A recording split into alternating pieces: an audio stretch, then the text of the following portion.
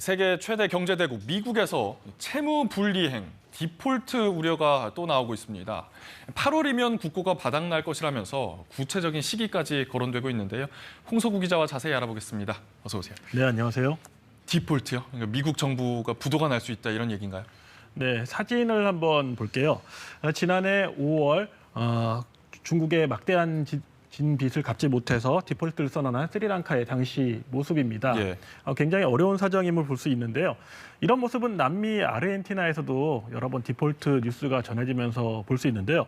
그런데 미국의 주요 은행인 JP모건에서 최근 미국 정부가 디폴트 상태에 놓일 수 있다는 진단을 내놨습니다. 구체적인 기간까지 나왔어요. 8월 중순이다. 그런데 미국 재무부의 현금 잔고 추이를 한번 보면요. 최근 6개월, 특히 이달 들어 급격히 줄고 있는 모습입니다. 이대로라면 8월 중순이면 국고가 바닥날 수 있다는 게 JP모건의 판단입니다. CDS, 그러니까 신용 디폴트 스와프죠. 이 CDS 프리미엄을 봐도요. 25일 기준으로 54bp를 웃도는 등 2011년 이후 최고치를 기록했습니다. 이 CDS라는 것은 부도 위험을 대비하기 위한 일종의 보험료 성격의 수수료인데요. 이 수치가 올랐다는 것은 시장에서 부도 위험을 크게 본다는 뜻입니다. 2000년대 들어서 미국의 CDS 프리미엄이 가장 높게 오른 때는 2008년 글로벌 금융위기 때였습니다. 예, 미국의 고간이 이렇게 비어가고 있다는 얘기인데 그 이유가 뭘까요? 쉽게 설명을 하자면 정부로 들어오는 돈보다 정부가 쓰는 돈이 더 많기 때문이에요. 예. 미국 정부 지난 20년 동안 내내 적자긴 했습니다. 미국 정부 현재 국가 부채 30조 달러, 감이 잘 안 오겠지만 우리 돈으로 치면 조 단위를 넘어서 이제 4경원에 이르고 있습니다. 부채 한도, 그러니까 표현하자면 마이너스 통장 한도치까지 거의 썼다고 볼 수 있는데요. 근데 미국은 달러를 찍어내는 기축통화국이기 때문에 방법은 있습니다. 바로 한도를 증액하면 됩니다. 그런데 문제는 바이든 정부는 부채 상한 한도를 높여달라고 줄기차게 요구하고 있는데요. 하원을 장악한 공화당이 미국 정부 지출을 아끼는 게 우선이라며 들어주지 않고 있습니다. 바이든 정부가 일단 보유 현금을 활용해 급한 곳부터 돌려막는 특별 조치 시행으로 시간을 벌고는 있는데 이마저도 6월이면 끝난다고 합니다. 그러면 이 정치권의 기싸움이 진전될 가능성은 없는 건가요? 네, 현재로 보면은 양측 대치가 격화하고 있는 모양새입니다. 미국은 지난 2011년에도 막판까지 부채 한도 증액 협상을 타결하지 못해 국가 신용 등급이 70년 만에 강등되는 초유의 사태를 겪기도 했는데요. 미국 의회는 1960년 이후 필요성에 따라 80번 가까이 부채 한도를 올리거나 한도 적용을 연장해 왔습니다. 예, 그러니까 이제는 좀 지출을 줄여라. 지금 미국 금융시장 상황도 좋지가 않잖아요. 네, 지난달 유동성 위기 때 많이 나왔던 은행이죠. 퍼스트 리퍼블릭이라는 곳에 대형 은행들 도움으로 간신히 위기를 벗어나긴 했는데요. 1분기 예금이 나왔어요. 무려 40%나 감소를 했습니다.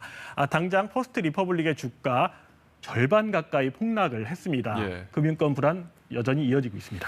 그래도 지금까지 구글, 페이스북 이런 거대 IT 기업을 제외하고는 미국의 고용 시장은 꽤 안정적이다 이런 얘기를 좀 했었는데 그것마저도 좀 상황이 달라졌나 봅니다.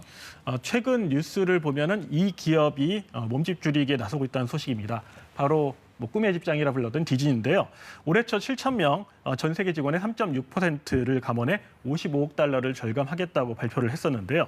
지난달 2차 감원에 이어서 이번 주부터 2차 감원에 또 들어갔습니다. 예. 이미 대규모 인력 감축을 마친 구글과 아마존 등 빅테크들은 신사업 건설을 중단하고 현재 이용 중인 사무실도 줄이는 등 대대적인 비용 절감을 추진하고 있습니다. 구조조정의 바람은 미국 제조업으로도 몰아칠 전망입니다. 제조업 업황을 보여주는 3월 구매 관리자 지수가 3년 만에 가장 낮은 수준으로 떨어졌는데요.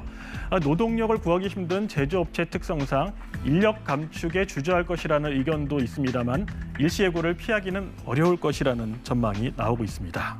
예, 그럼 이런 여러 가지 상황을 종합했을 때 미국의 기준금리 인상에는 어떤 영향을 미칠까요?